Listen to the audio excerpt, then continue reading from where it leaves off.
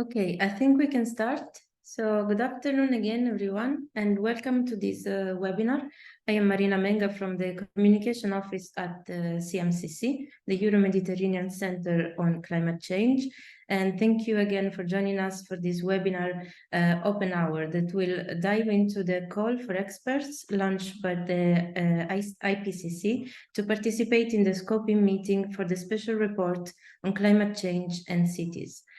So I am pleased to introduce our presenter today, Anna Pirani, who is the IPCC Focal Point alternate for Italy and also a researcher at CMCC. So Anna served as executive editor of the IPCC Special Report on Global Warming 1.5 and the AR6 Working Group 1 2021 Climate Report on the physical science basis of climate change, and was also an author of the IPCC AR6 Synthesis Report. She was also head of the Working Group 1 Technical Support Unit for the 6th Assessment Report, the AR6 of the IPCC. So Anna will be sharing with us valuable insights on the processes behind the work of the IPCC and its special reports. And before we dive into the presentation, please note that the webinar is being recorded and it will be available on the IPCC Focal Point for Italy website, that is ipccitalia.cmcc.it. So we encourage active participation and questions, so please feel free to use the Q&A feature on Zoom to ask questions at any time, and we will have a dedicated Q&A session at the end of the presentation. So I just hand it over to Anna now to her and their presentation. So Anna, thank you, and the floor is yours. Okay, thank you very much, Marina. It's really very nice to see so many of you join this meeting. I'd like to clarify from the beginning, this is intended as a communication exercise, a very informal meeting, particularly for those who would be interested from Italy to submit their nomination to participate in this special report. But I see that there are a lot of participants also coming from other regions, and you're really welcome. We're very happy that you're here. I think the meeting will be useful for you as well, since I will introduce in general some aspects of the IPCC process. And if you were interested in becoming a candidate for the meeting, you can find your national focal point from the IPCC website. And if you need any support, we can help you with that. And maybe I can paste the direct link into the chat later on in the discussion. So first of all, just to introduce to you the Italy IPCC Focal Point. So this is an activity that we organize to act as an interface between the national scientific and policymaking communities in Italy with the IPCC. We participate in IPCC formal activities like plenary sessions and meetings, and represent Italy at these meetings. We carry out a lot of communication. We hope to do capacity building activities, and hope that we can share with you the incoming findings from the 7th cycle soon. That will be very exciting for us to discuss once these start arriving. So to explain the role of the Euro-Mediterranean Center on Climate Change, which is where I'm also based, it's called CMCC in English. It provides the service of IPCC Focal Point for Italy since 2006. And it's a service that we have subcontracted from the Ministry for the Environment and Energy Security in Italy. So here we are. Antonio Navarra is the focal point, and I've just recently joined as the focal point alternate. And one very important aspect of our work is outreach and sharing news and information. So we work with the wonderful communications team from CMCC, Mauro Buoncore, Marina, who's here moderating, Agnese, Ottavia, and others. And I would like just to share with you directly now the website that I really invite you to explore. There's a lot of information translated into Italian. You can find information about the last cycle, the 6th assessment cycle. You can find some information in general about the IPCC, the history. There is some sort of communication and outreach material that's really interesting to use and make the most of. You'll also find the special reports that were produced during the AR6, and news and latest information from the focal point. So I really invite you to make use of this resource. Oops. So here we go. So starting from where we are now, we're starting the AR7, the 7th assessment cycle, and it actually started in July this year with the 59th plenary session of the IPCC. And we held elections to which Italy participated in this process. And we are very happy indeed that our candidate, Giacomo Grassi, was elected to the Task Force on Greenhouse Gas Inventories Bureau. Then we will have in January the 60th session of the IPCC, and this will be a really crucial meeting for the cycle where we'll be discussing the work program going forward. So which special reports, which working group reports, what will be produced by the 7th cycle, information about possible activities, the timeline, and so on. So really, I encourage you to look out for the news that will come out of this meeting in January. We have a product that's already been decided by the IPCC, which is a methodological report that will be produced by the Task Force on Greenhouse Gas Inventories on short-lived climate forces. And this meeting will happen in February next year. And then we'll reach this meeting that we're here today to discuss, the scoping meeting for the special report on cities. This is scheduled to take place towards the end of March, April. I understand it's more likely to be in April, and what we're waiting for is just confirmation from the host country and host organization to confirm the dates. Then after these meetings have taken place in the summer, before August, before the holidays, I hope we'll have the 61st plenary session of the IPCC, and this is where the approval of these scoped report outlines will happen. We have coming up also at the beginning of the cycle, we'll be having the scoping meetings for whichever products are decided at the 60th session. So these may be other special reports. These could be scoping meetings for working group reports and the synthesis report. And during this initial start or stage of the 7th cycle, you can also expect to see the organization of expert meetings and workshops that are formal meetings under the IPCC. These meetings can be called for by governments on specific topics such as methodological aspects to provide guidance for authors during the assessment process. We also may expect to see co-sponsored events with partner organizations. And all of this in the backdrop of what's happening in the international policy arena. So you know that now in December, we will have COP28 and the first global stocktake. And we will see, hopefully we'll have more information in January about the timeline towards the end of the cycle, but we know that in 2028, there'll be the second global stocktake. So exactly how the IPCC aligns with that process will be really interesting to see. So now to the scoping process, and I highlight, this is what we're talking about here. We're talking about the very, very start of the process to prepare an IPCC report. And I wanted to just explain this in the context of the whole process so that you understand what kind of call for nominations this is. So the very first beginning, the first step of an IPCC report is a scoping meeting. And from there, I will discuss that in more detail later in the slides. The IPCC moves into an approval of that outline. And from there, we can issue the call for authors so governments and observer organizations will nominate experts to become authors of the report. So the selection process, also for scoping meeting participants, goes through the Bureau of the IPCC. So we move down the left-hand side of this cycle. Once the authors are in place, you enter the bottom part of this diagram, which is really the intensive drafting phase. So we have a cyclical kind of process with formal reviews where the authors prepare successive drafts, and this is reviewed by experts. Then also government experts review the draft.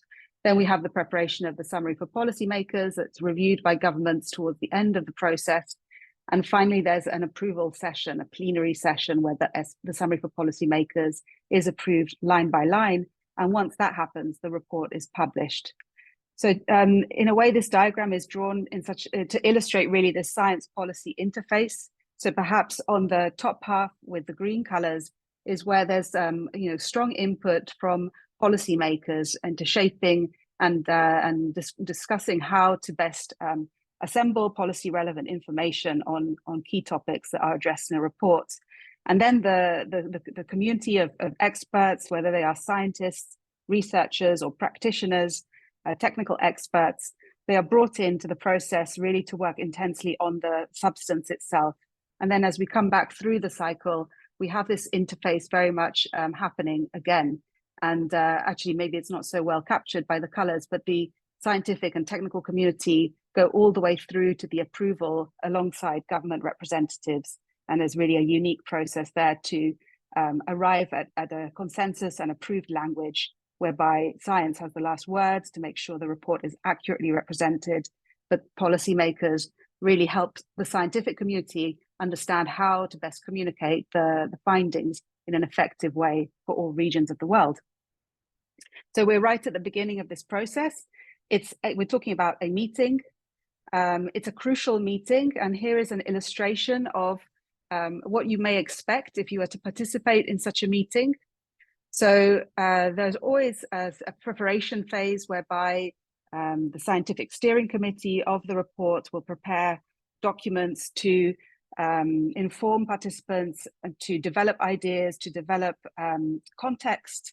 This enters the meeting, and from there on, it's a process of consultation and iteration with the experts who are convened into the scoping meeting, starting from high-level scene-setting presentations, identifying cross-cutting themes, and then depending on how the meeting is organized, it may be a mixture or tend more towards a bottom-up process or a top-down approach. So we've seen in the last cycle both types of approaches taking place, and these discussions are very intense. They involve brainstorming, so really from the ground up, bringing all ideas onto the table. There may be participants who either individually or in groups may develop concrete proposals and make pitches. A lot of the work happens in breakout groups. These breakout groups are chaired and the rapporteurs come from either representatives of the Bureau, but very much from the participants themselves. So it's really a process to build ownership and a strong contribution from all those who have been brought into this room. Throughout the process, there'll be plenary instances where the whole set of participants goes back into a room together, into plenary, to take stock of how discussions are evolving, to build consensus. And each day, there's a very sort of stringent process to try and push through towards a consensus and proposal for the report outline. And from experience, the work of the steering committee meeting, but also I will take the opportunity to say the technical support team that is working alongside them is extremely intense. They're often working in the out of hours to try and make fast progress so that when we're back in session, we make step changes day by day. And finally, at the end of the process, there's consensus is achieved in plenary. So all participants participate in agreeing to what's written into the outcomes of the meeting. So the very specific terms and phrases that are used to lay down what the content of the report is proposed to be. So here's an image that shows an example of how this process may work during the course of the meeting. And I will say that this meeting on the city's special report is aimed at being around 3 to 4 days long, so extremely intense. Other times we've held meetings for 4 to 5 days. So really a challenge to combine both a high level of participation and creativity and input from many different perspectives and a sort of funneling, channeling process to achieve an outcome that's extremely important going forwards. So here is just to give you an example of what this is like. These are pictures taken from the scoping meeting of the AR6 Working Group 1 reports. So we were in Addis Ababa back in 2018. So we discuss from the very sort of scientific topics to really trying to fit progress in the way these reports are developed, to develop the outline itself. And then once you have a sort of a structuring that comes through from the discussions, a lot more detailed conversations take place in smaller groups on trying to lay out the contents of each chapter. It's a really exciting process. It's extremely challenging to manage, and it's, on the other hand, it's incredibly inspiring, actually. So right until the very end, it's not simple because the expertise that is brought around the table is complementary, but often extremely diverse. Perspectives are diverse. People are coming from different regions, different disciplines, and there may be a mixture of scientists and practitioners, and we hope increasingly more so practitioners, particularly for this special report. And once the scoping meeting has finished, it goes into a plenary session with the participants. This is not an intergovernmental meeting. This is a plenary of the participants of the scoping meeting. And the leadership will present the outcomes. And unless there are any major objections, there may be refinements coming from other perspectives, other working groups, other activities that are going on in parallel. The end of the day is usually a very happy set of tired people who've achieved a very interesting outcome for the IPCC and the community more broadly. So just to briefly explain what the meeting objectives are, essentially it's to elucidate the report structure. So it will say something about what kind of summary for policymakers there will be and the technical summary. The main weight of the report is really around the chapters and the structuring of these chapters. So I've highlighted in red that really one of the key aspects that comes out of this process is a set of indicative bullets of the contents. So here you can see an example that I've taken from the outline of the 1.5 special report. This is chapter 4. And without reading the details, but you start maybe to read how key terms and key concepts are written into the outline. These are called indicative bullet points. And these bullet points are where the approval process of the scoped outline is the most intense, because as you can imagine, from the type of wording of these bullets, and governments are very, very sensitive to this, you can imagine very much what will come out of the report in the end. So it's important for countries to see the aspects that they need for their policy making and communication activities and negotiations. You can see the need to include sort of the advanced state of the art of science and technological expertise. And you need to have a very balanced perspective of both the scientific content, but also from a perspective of policymakers coming from around the world with very different needs and interests. So it seems like we spend a very intense meeting to come out with this kind of list of topics, but it's actually very, very intense to reach that conclusion. And it has to be discussed and agreed. And it's a really fascinating process that perhaps is maybe one of the least unknown aspects of preparing an IPCC report. So back to the structure of the report, we also can imagine a request to include things like frequently asked questions that are aimed at a broader audience, ways of grouping key topics like around boxes and case studies, and then different types of annexes to provide supplementary information for the readership. And one outcome that was particularly important for the Working Group 1 report in the 6th assessment cycle was the proposal to have an interactive atlas product, which was previously an annex, but this desire emerged from a scoping process. So, as I said, the outcome is submitted to the IPCC plenary. It's in the form of a decision document.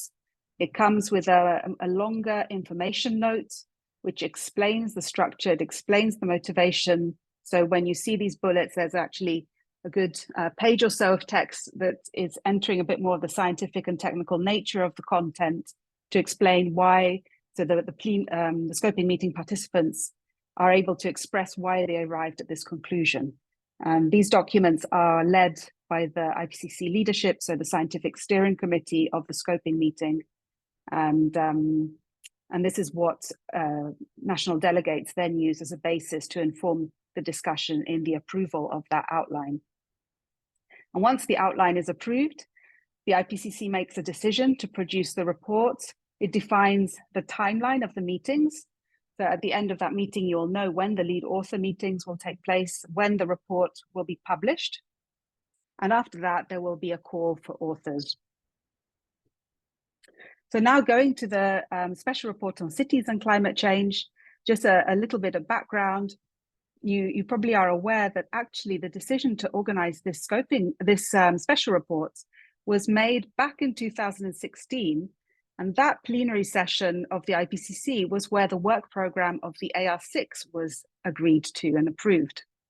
So in that meeting, there was a decision to produce 3 working group reports, and the special report on 1.5 global warming, a special report on the ocean and cryosphere and a changing climate, and the special report on climate change and land. And the topic of cities and climate change was one of the key issues that was being discussed at that meeting. It was already identified as a high priority and prime area for the IPCC to contribute an assessment on. But in the end, the outcome of the negotiation was to have a balance of these special reports that were agreed, and the capacity to produce a 4th special report was not there. So the decision was, and I think it's the first time perhaps it was ever done, the decision was to already agree for this special report to take place in the 7th assessment cycle. So this is why this process is initiating already before the January plenary next year. So as part of that decision, there was also a push for the AR6 to integrate far more the aspects related to cities and climate change, the specificities around adaptation and mitigation, and also to use cities as a means to provide important regional information and to emphasize these aspects in chapters that very much addressed urban topics, such as on human settlements. And also there was an important call for a much greater engagement of urban practitioners. Another outcome of this decision was to organize an international conference on cities and climate change. So one consideration at the time was that the literature available on which the IPCC assessments need to be based needed to be fostered and strengthened. And in particular, there was a push to really encourage publications from practitioner communities, from communities around the world who necessarily weren't the sort of type of information that was found in typical scientific publications, but where that wealth of knowledge really needed to become available so that this assessment is actually as effective as it can be and build on the latest state of the art. So this conference back in 2018, actually, I think it came out with an integrated agenda for research and action on cities and climate change. And I don't know if this works for you, but you can find the reports and information through this QR code. But you'll have this accessible also on the slides after the webinar. So now we get to the details of the call for nominations. You will have seen on the information we have shared that there is a very, actually quite long list of expertise that is being sought by the IPCC for this meeting. So the key topics I've summarized here, they range from the biophysical aspects, impacts and risks, sectoral aspects to adaptation mitigation, responses, and also in relation to losses and damages, energy, emissions, then the aspects related to governance, policy, institutions, planning and finance, and also civil society. And here I've created a word cloud from all the other terms that were assembled in this description of the expertise that has been sought for this meeting. I really encourage you to look carefully at this list of expertise because the steering committee will be looking specifically for your knowledge and experience in these topics. So on the one hand, they're very extensive. The list is quite broad. It's very interdisciplinary. On the other hand, you might not recognize your area of expertise. So I would encourage you to consider carefully whether your profile really responds to this call that's been developed over quite a long period of discussion amongst the Bureau, and then eventually see how to contribute if your expertise area is not there. Don't feel that this will not be an activity that you can't participate in, because once the outline of the report is expanded upon, this will become much clearer also how you may contribute. So the selection of participants, there will be about 80 to 85 experts selected from around the world. So it's, I guess it's obviously a very highly competitive selection. And in addition to the selected experts, there will be the Bureau members. So overall, probably around 100 to 120 people will be at that meeting, including the technical support units. This is an initial stage of the preparation of the city's special report. I really encourage you to submit applications, but also urge to manage expectations that this will be a highly competitive selection, and we really need to rally around those who are indeed selected, whether they are from our country or from our region.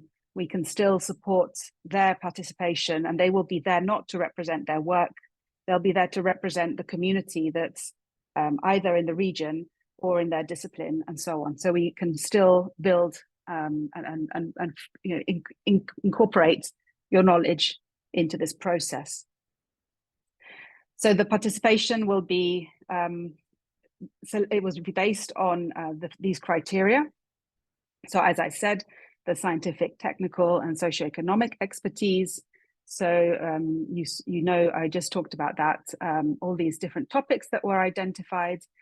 There's an important, obviously bringing a range of views, range of scientific views. Geographical representation is very important, so this needs to be balanced across the world. There is a criteria to really bring a mixture of experts, those with considerable expertise, but really to renew and have new ideas and perspectives. So there will be an eye on bringing those who do not have previous IPCC experience into this process. This will really create a new perspective. And so do not feel that even if you have not participated before, do not feel like you cannot join this activity. Gender balance is a priority for the IPCC. And there will be a strong wish to mix together the different types of participants, the stakeholders, user groups, practitioners, civil society, those working in local and regional government authorities, as well as scientists and technical experts more widely. So how to apply? This is very specific for those who will submit a nomination to the IPCC Focal Point of Italy.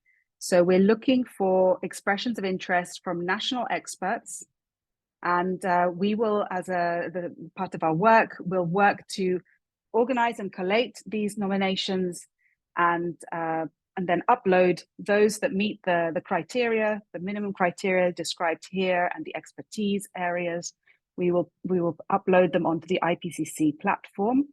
And the final selection of participants, the selection itself, will be carried out by the scoping meeting SSC, the Scientific Steering Committee. And these are members of the Bureau of the IPCC. So to participate, this is available on the website. You download an Excel form. This Excel form has some core information about you, your affiliation. You can identify key publications. It's 3 or so publications, 3 or +3, I think.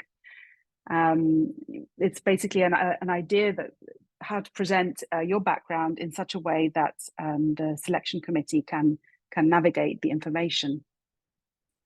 We also need an updated CV and a maximum of 4 pages. There's also a maximum file size.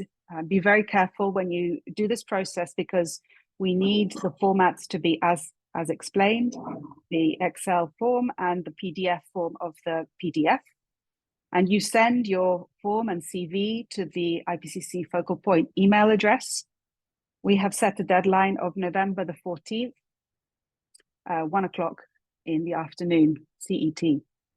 So because there's potentially a lot of interest, we do not have the capacity to make up if some of these instructions are not followed. So only those submissions that follow these instructions will be considered in the selection process. And a very key piece of information is that those authors who are candidated and accepted by the IPCC Bureau to participate in this case, in the meeting, the costs of participating will need to be covered by your institution, your affiliated institution. So that's it, what I was going to say about the scoping process and the call for nominations. I'm very welcome to answer your questions after this. But just a final slide, since we're at the beginning of the cycle, I wanted to share some thoughts about how the Focal Point for Italy will be engaging in the future activities. So we have some formal roles, so representing Italy at the IPCC plenary sessions. This involves working on deciding on the work program, the scoping approval processes. We look a lot at the process of the IPCC. My particular interests are around enhancing participation, working on the implementation of the gender policy, improving the assessment process. My own interest is very much through participative processes. And also personally, I'm interested a lot in much more innovative communication, intersection with culture, intersection with visual design, and so on and so forth. So we have some formal roles, but then many of us are actually very active to try and improve the IPCC process together with other national representatives. The Focal Point is also a member of the Italian delegation to the UNFCCC process. So we participate at COPs, at the subsidiary body sessions. We support Italy on topics of science. Personally, I also support on adaptation aspects, and we represent IPCC topics. Then we would like to very much enhance the activities that we do with the community, particularly in Italy, but I think if there's interest also for others to join these discussions, again, it's a very open process and we really welcome you. So we'd like to see how we can best support contributions made to the IPCC. So for example, when we have input to develop from Italy, we will consult and develop a perspective that is more broadly representative from the Italian perspective, both institutionally in the science side, but also from the policy-making side. We'd like to support authors and those who are selected for things like these scoping meetings. So for example, organizing team activities amongst authors, building sort of a critical mass and community feel, but also interfacing with the wider community to help them, and support them with ideas, with material, encouragement, and so on. So we plan to organize these kind of open hour sessions. They're very informal, and we would like to do this often during the process at each key stage. So again, it's really to encourage participation and explain how this all works. And then we'll also have webinars that are sort of unpacking a little bit more some of the technical aspects of the AR7 process. Then obviously we do a lot of outreach and communication activities. You saw the websites. We will post news, all the latest information, and we also post on social media. You're all obviously inscribed, registered to our email list. And we send out information as regularly as it's available. And then finally, suggestions are really welcome on how this can be made more useful and interesting for you. And one thing I didn't explain was that I would like to involve, for example, early career scientists to explain how the assessment process is done, how to participate in the review. So all these different activities is basically in our on our plans for the coming months and coming years. But you're really welcome to make suggestions, and please just email us and we will follow up. I stop there. Thank you for listening. And if you have any questions, we can now have hopefully some time to discuss. Thank you for your presentation, Anna. I think, yes, we can start with our Q&A session. So maybe I will go ahead and read some of the questions. So I will start with Marta Arbinolo. She asks, is the application formally to be done in the applicant's personal capacity or as a representative of his or her organization? Thank you, Marta. Yes, so very much as your personal capacity as an expert in your own right. You will be sponsored by your organization. So I would imagine they would be very proud if you were selected. Generally, it's a very high profile and very prestigious activity to be involved with. But we're looking for you as an expert to contribute your experience, your knowledge. At the scoping meeting level, I think we need very much people who can bring a broad perspective, who can represent community, the latest progress in an area, who can connect well with initiatives that are very relevant for the report to consider. But as an expert, it's you. And even more so as an author. The author work is a different type of activity, and we will discuss that maybe early next year. Okay, thank you. And I have some similar questions. So both Anthony Gadpijo and Maria Carmen Garcia Mateo ask where will the meetings will be held. She says Germany or New York. Where will they be? Yeah, we're waiting for news of where this will be held. It'll be held by either a sort of national institution or an academic institution in a country that is mobilized to support the IPCC at this stage of the process. So I would imagine, for example, typically it's either in a location where there is the sort of facility that is able to host such a meeting. So we've had meetings like this in Geneva in the past, or other sort of UN type buildings, for example, in Nairobi or in Bangkok. But also it can be organized in large hotels and things like that. So it's really when the country makes a wish to host one of the IPCC meetings, they make the arrangements that fit the criteria for organizing such an event. And so we'll see. It's very exciting to see where that will happen. It's always interesting traveling when you join these meetings. Sure it is. Thank you. So another couple of similar questions. Sorry, this is more about the criteria for selection, I guess. So it's about maybe to clarify the question about the role of the IPCC Focal Point for Italy and the Italian affiliation of the candidates.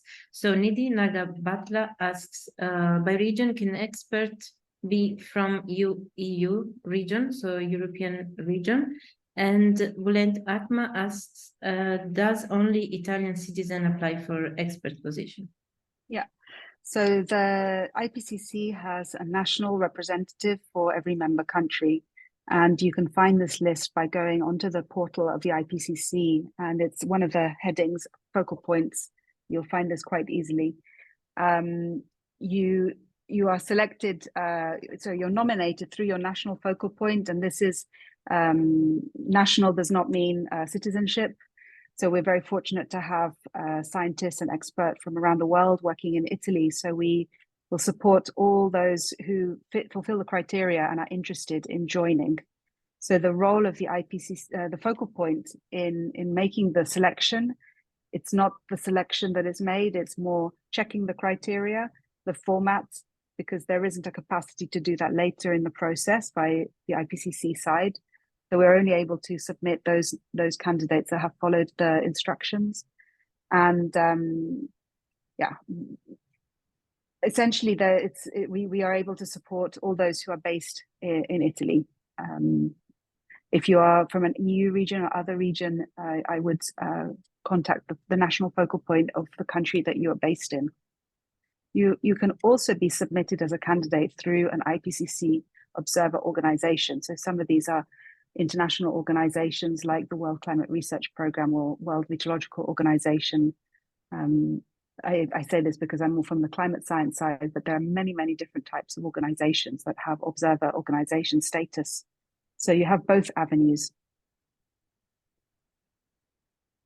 Sure, thank you. And I have a couple of more clarifying questions on this. So both Alberto Bernabeu and Gianluca Spinazzi, they ask, I guess both of them are Italian citizens, but are affiliated somehow for a not Italian institution. So in this case, what would be your answer? If they are based in Italy, they're very much welcome to contact the Italian Focal Point. Otherwise, I would recommend operating through the focal point where you are based in the country you're based in. If you encounter some kind of problems, you're not able to make connection or something, please just let us know anyway, and we try and help. Okay. Thank you. So another question from Chiara Candelise. She asks, hi, I joined late, so apologies if I already mentioned, but where I can find information on time commitment and length of the process? So yeah, that's a very good question. And actually, I don't think I said this very clearly. For this call for nominations, it's to participate in one meeting. So the meeting will be 3 to 4 days long. And you can imagine some participation, preparing to attend the meeting. You may want to prepare yourself. And if there is any follow-up, it would be to see the outcome of the meeting. Often there isn't a request to do detailed edits or reviews of the documentation because there isn't the time and capacity to allow for that. So essentially, this call is really just to participate in one meeting. When the special report will be activated and the authors start working, then this is approximately, for a special report, this is around about 2-year period. So we can discuss the time commitment for authorship maybe in a subsequent meeting, because I think this is very important information to consider if you become a candidate to become an author. On the other hand, a working group report tends to take longer, more around 3 years. And yeah, that's a whole other discussion, I think. So maybe we can discuss the role of the authors and time commitments in a new meeting of this kind. okay, thank you. And Daniela Barbone asks, is a letter of patronage from the organization where you are employed necessary? No, thank you. This isn't necessary. I think you just have to follow the requirement of producing the latest CV that you have, so 2 to 4 pages, and using the Excel spreadsheet to identify who you are and highlight very, very key publications and contributions that you've made that are relevant for the areas of expertise that are being sought in particular. So there's no need to provide any other information. Okay. Then Maria Carmen Garcia Mateo asked, is it envisaged that the experts that take part in the brainstorming are cited as authors or co-authors of the report, taking ownership of the report output? Yeah, that's another very good question. And the participants that join the scoping meeting will be acknowledged as participants of the scoping meeting. So these documents that are produced are IPCC documents, so there is no direct authorship, also by the steering committee. The acknowledgement is within the document. The steering committee will be identified on the full list of participants. When you are an author of the reports, in that case, you are cited as an author of the chapter. This is like a scientific publication, so you would have that as a citation for yourself. You would appear in the list of authors in that case. However, just to clarify an important detail, when the report is summarized in the summary for policymakers, that is an IPCC publication, because in actual fact, the authorship of the summary for policymakers is a combined effort of those who are drafting the summary for policymakers from the author team and the government representatives that participate in this co-production that is sort of culminated with an approval session. So you are listed as a drafting author, but the actual summary for policymakers is an IPCC publication. I hope that's clear. Thank you. So Chiara Candelise asks if there will be another call to become an author. Absolutely, yes. So we can expect the calls for authorship to come, let me think, I would say later this summer, because we have to first have the approval of the outline. So as obviously for the IPCC, it's important to get these processes working as quickly as possible. So as soon as the technical teams are able to prepare the call for authors, so maybe 1 month or so after 1 or 2 months after the approval session of the outline, then there will be the call for authors. So for the city special report, we can probably expect that to happen in early fall, I suppose, as soon as possible, I hope. Okay, and then how many authors are foreseen to be selected, asks Maria Carmen Garcia Marteo. Yeah, so just to maybe clarify that for the scoping meeting, there will be about 80 to 85 participants from around the world, and half of those participants are expected to come from developing countries and half from developed countries. And then when we have the call for authors, typically each chapter will have, I would say, around 10 to 12 authors. It depends on the breadth of the chapter. So you may see in some special reports, for example, that are very focused on the content, and there the author teams were maybe a little bit smaller. But I would say 10 to 12 is quite normal for chapters. Per chapter, of course. So within a special report, if we look at the 1.5 special report, there were 5 chapters. Whereas for a working group report, we go from around 12 chapters to even reaching around 20, 22. I think the working group 2 report had about 22 chapters. So the author team is very big. We had in the working group 1 report about, I think, 230 authors altogether.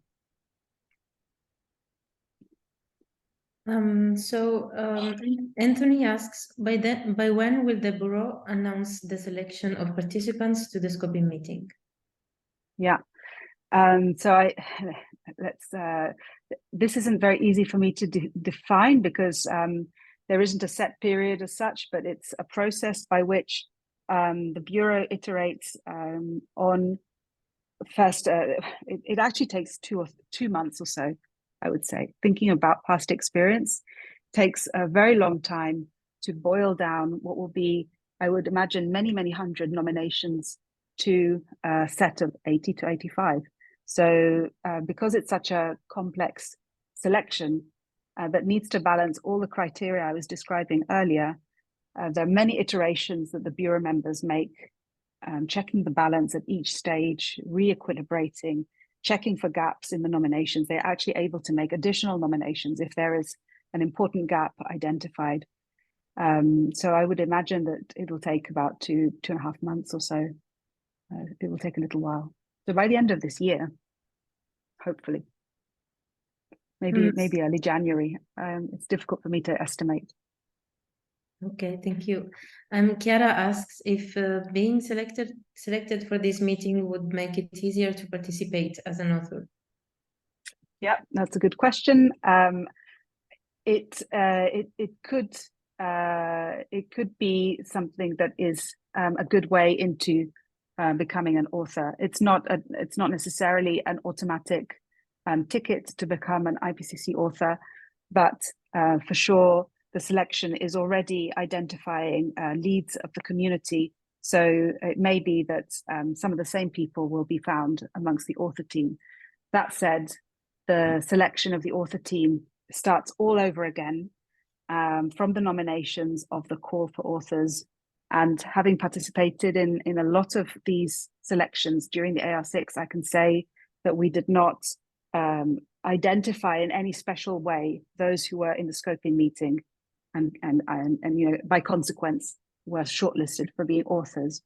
So it's kind of probably to be expected given the type of people that will be identified as participants of the scoping meeting. Many will also be selected as authors, but it's a whole new process. Yeah, I hope that explanation is clear. Thank you. So there is another question from Ekundayo Shitu. As a previous lead author of AR5, will one still be considered for the AR7?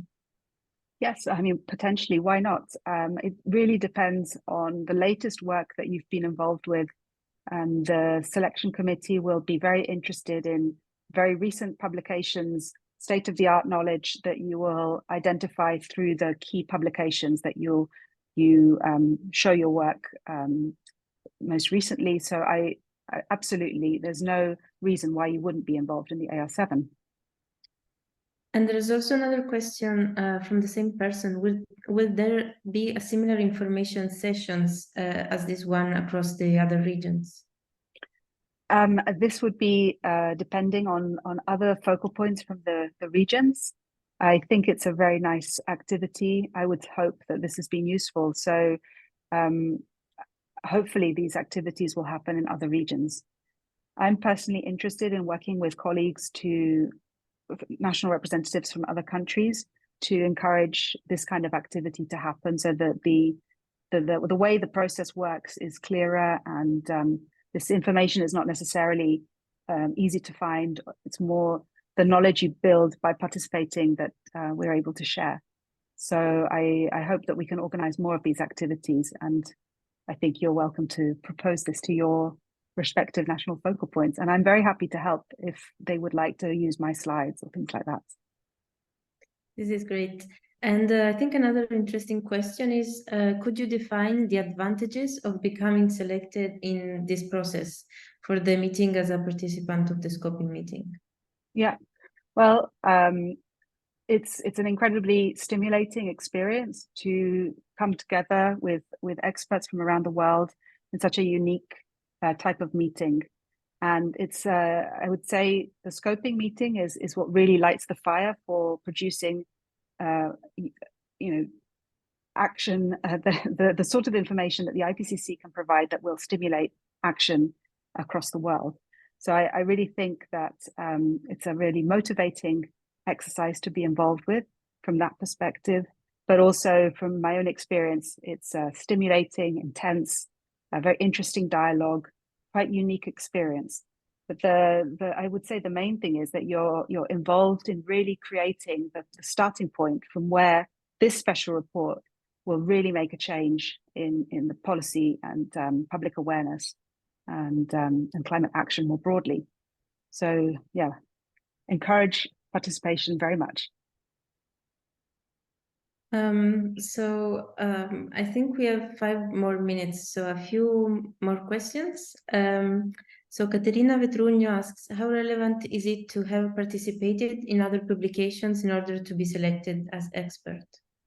Yes, I think it is very important to have your work in the peer-reviewed literature, but also in the grey literature that is, for example, publications that are produced by local authorities, reports that are produced by agencies, the sort of information that those selecting you can find more information about you, essentially. This is the value of the publications. They can see your work, they see the type of contribution that is being made, and from that, the selection is made. So if you're still starting the process of publishing your work, I would suggest that's a little more challenging to be identified as a participant for such a meeting.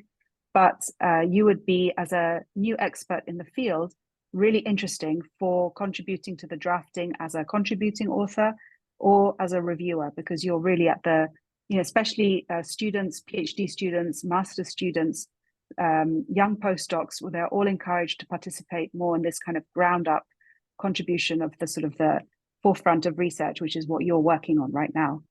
So to become a participant of a scoping meeting, I would say you need to have impactful publications to share, and the selection committee will look very much at the impactful work that you've done in your region, in your community, and so on. It doesn't have to be scientific peer-reviewed traditional literature. There's a much broader understanding now of expertise that is published in different forms. And then we will find, there are many ways in which you can participate in the IPCC process. So I hope that helps. But if you have any more specific follow-up question, I'm happy to contribute and answer. So thank you, Anne. I think we are at the end of our open hour. I don't know if you have one final comment or advice for the candidates. Yeah, I mean, I think this will be a competitive selection. So I think it's important to, on the one hand, not get too high expectations, but also I hope this webinar was a means to see how the IPCC process will be starting. And we will be discussing all the different ways in which you can participate. Having said that, I really encourage everybody to submit an application. If you feel you meet the criteria, if you feel you have the sort of knowledge base that you would like to contribute and will be important for this meeting. So please go ahead, and I really look forward to seeing the nominations and to also discussing with you in the future during the process. Okay, so I think we have reached the end of the webinar. So thank you, Anna, for your presentation and your insights. And thank you to everybody who joined and engaged in the discussion. So we couldn't answer all of the questions due to time limitations. So we will collect the questions, keep track of them, and maybe publish a summary of all the useful information on the website, the Focal Point for Italy IPCC website. That is, again, ipccitalia.cmcc.it. And if you have any further questions or is anything you would like to discuss, please feel free to reach out to us at the Focal Point email, that is ipcc.fp@cmcc.it. And this is all. Thank you once again for joining, and have a nice day. Thank you. Thank you.